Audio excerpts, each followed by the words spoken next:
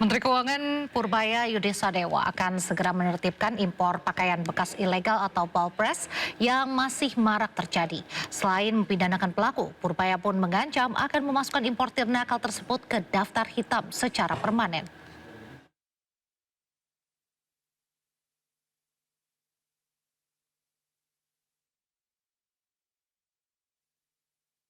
Kementerian Keuangan akan mengeluarkan aturan baru untuk menutup celah kebijakan terkait impor pakaian bekas ilegal. Menteri Keuangan Purbaya Yudhisadewa mengaku aturan terbaru tersebut akan dikeluarkan dalam waktu dekat untuk mendorong pembenahan impor dan mendukung industri dalam negeri. Purbaya pun memastikan akan menindak tegas segala bentuk pelanggaran kebijakan impor yang akan segera diperbarui demi menekan masuknya barang ilegal. Kalau ilegal emang dilarang kan? Nggak tahu siapa yang melegalkan. Kalau saya pikir sih ilegal harusnya dilarang, kecuali dia bisa legal dengan melalui jalur tertentu.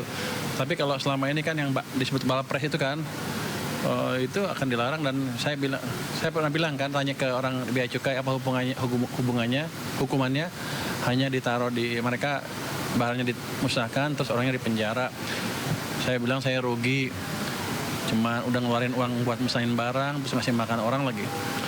Jadi nanti barangnya dimusnahkan, orangnya denda, dipenjara juga, dan akan di blacklist. Rencana pembenahan impor muncul setelah Menteri Keuangan memantau langsung sistem impor-ekspor CISA yang dimiliki Bea Cukai pada pekan lalu. Purbaya pun memastikan pihaknya akan tegas menindak segala bentuk pelanggaran yang masih terjadi hingga saat ini. Dari Jakarta, Raharjo Patmo, Rizky Solahuddin, iNews melaporkan. Sementara itu, sejumlah pembeli dan pelaku usaha jual beli pakaian bekas mengaku kecewa. Mereka menilai kebijakan tersebut akan meningkatkan harga pakaian serta membatasi pilihan masyarakat kelas menengah ke bawah.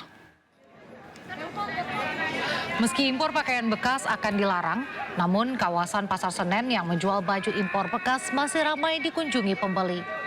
Pedagang dan pembeli mengaku kecewa dengan kebijakan pelarangan impor baju bekas. Menurut mereka, larangan impor akan membuat pilihan pakaian murah semakin sempit dan memberatkan konsumen berdaya beli rendah.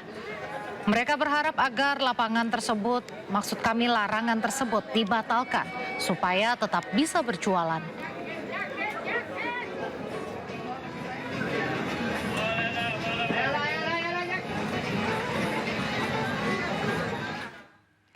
Cekak anggaran, ongkos dinaikkan. Pemprov Jakarta berencana menaikkan tarif bus Transjakarta jadi Rp5.000. Kondisi ini karena Pemprov Jakarta kesulitan menutupi biaya operasional bus Transjakarta. Rencana kenaikan tarif Transjakarta kembali mencuat. Muncul kabar tarif Transjakarta akan naik dari Rp3.500 menjadi Rp5.000 atau sebesar 43%. Kepala Dinas Perhubungan Jakarta, Syafrin Liputo, buka suara. Ia menyebut kenaikan tarif diperlukan untuk menutup penurunan cost recovery atau biaya operasional di Transjakarta. Namun besarannya belum diketahui. Syafrin menyebut, sesuai Perda nomor 10 tahun 2014, tarif layanan Transjakarta akan ditetapkan gubernur setelah mendapat persetujuan dari DPRD Provinsi Jakarta. Sebelumnya, Gubernur Jakarta Pramono Anung menyebut akan mengkaji ulang subsidi transportasi umum di Jakarta. Hal ini imbas pemangkasan dana transfer ke daerah dari pemerintah pusat sebesar Rp15 triliun.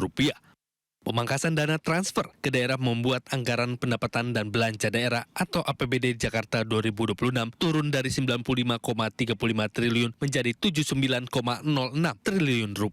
Tim Liputan iNews melaporkan. Pemirsa, puluhan mobil terperosok akibat jalan berbeda ketinggian di Penjaringan Jakarta Utara.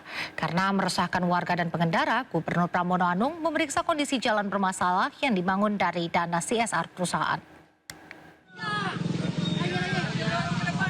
Jalan tinggi sebelah di Kaliduri Pejagalan, Penjaringan Jakarta Utara kerap makan korban.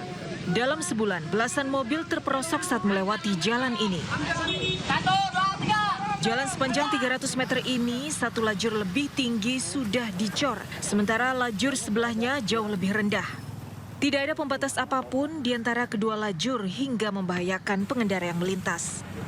Keresahan warga soal kondisi jalan beda tinggi akhirnya sampai ke telinga Gubernur Jakarta Pramono Anung. Pagi tadi, Pramono Anung langsung mengecek kondisi jalan. Meski hanya sebentar berada di lokasi, Pramono Anung berjanji akan segera mencari solusi atas masalah ini. Sebelumnya Pramono Anung menyebut persoalan beda tinggi jalan di Penjaringan Jakarta Utara akibat proyek mangkrak yang dikerjakan perusahaan. Jalan penghubung Teluk Gong dan Pluit itu dibangun dengan dana CSR perusahaan pada 2016 di era Gubernur Ahok. Namun setelah Ahok lengser, perbaikan jalan tidak dilanjutkan.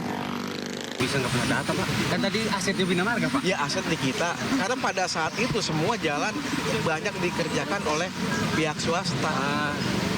Jadi kami baru akan cek ini merupakan kewajiban apa, CSR atau bentuk apa lainnya. Meski bukan dibangun oleh APBD, warga berharap proyek jalan ini bisa dilanjutkan agar tidak terus-menerus memakan korban. Dari Jakarta, Tim Liputan iNews melaporkan.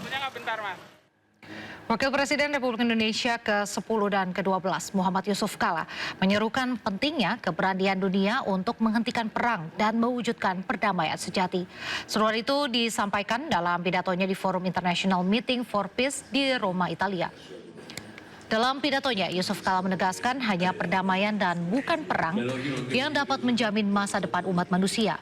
JK juga menyoroti konflik Rusia-Ukraina dan tragedi di Gaza, di mana ia menilai dunia belum sepenuhnya belajar dari sejarah.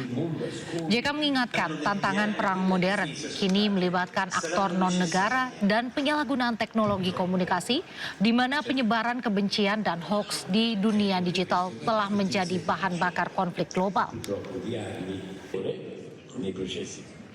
Only peace, not war, can tell the beauty of culture.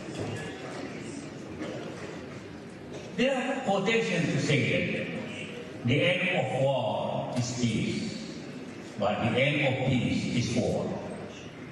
That's why we should talking about how to make peace. Lagi-lagi Malaysia membuat heboh karena salah menyebut nama Presiden Prabowo Subianto menjadi Joko Widodo dalam KTT ke-47 ASEAN. Presiden Prabowo menunjukkan kehangatan diplomasi dengan Brunei Darussalam dengan menggandeng tangan Sultan Hasanah Bolkiah.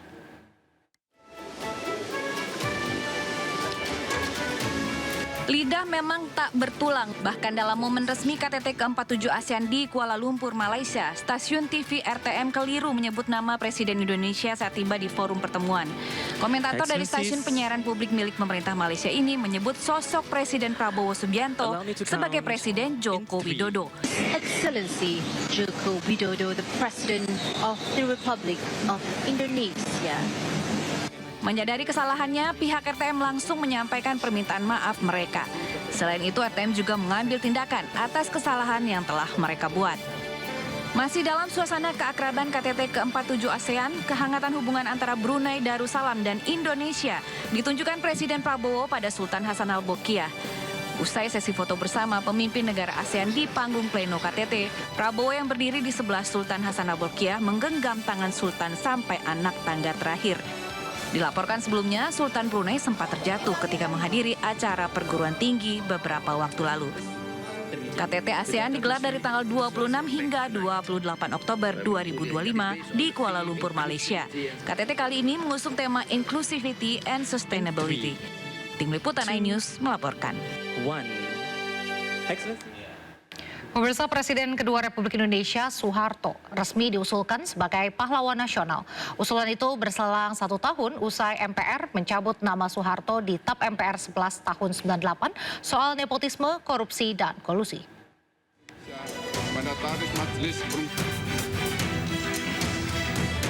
Presiden kedua RI Soeharto diusulkan menjadi pahlawan nasional pada 21 Oktober 2025. Nama Soeharto ada di dalam 40 daftar nama calon pahlawan nasional yang diusulkan Kementerian Sosial ke Kementerian Kebudayaan. Selain Soeharto juga ada nama Presiden keempat RI Abdurrahman Wahid atau Gus Dur dan aktivis buruh asal Nganjuk Marsina. Menteri Sosial Syaifullah Yusuf menyatakan usulan Soeharto sebagai pahlawan nasional sudah melalui proses panjang. Terlepas dari pro dan kontra, Soeharto dinilai banyak berbakti pada bangsa. Sementara pihak yang kontra yaitu para pegiat HAM dan aktivis 98 menilai Soeharto tidak pantas mendapat predikat pahlawan nasional. Semua pendapat tentu dijadikan pertimbangan.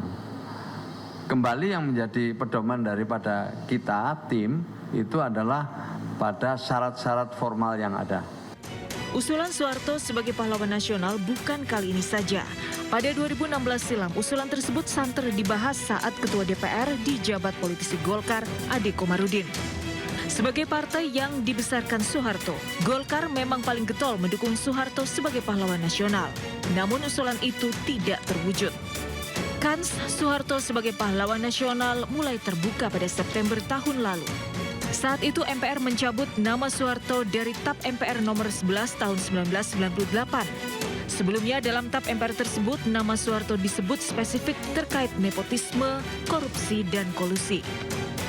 Setahun berselang dari menghilangnya nama Soeharto dari TAP MPR, kini Soeharto resmi diusulkan sebagai pahlawan nasional. Tim Liputan iNews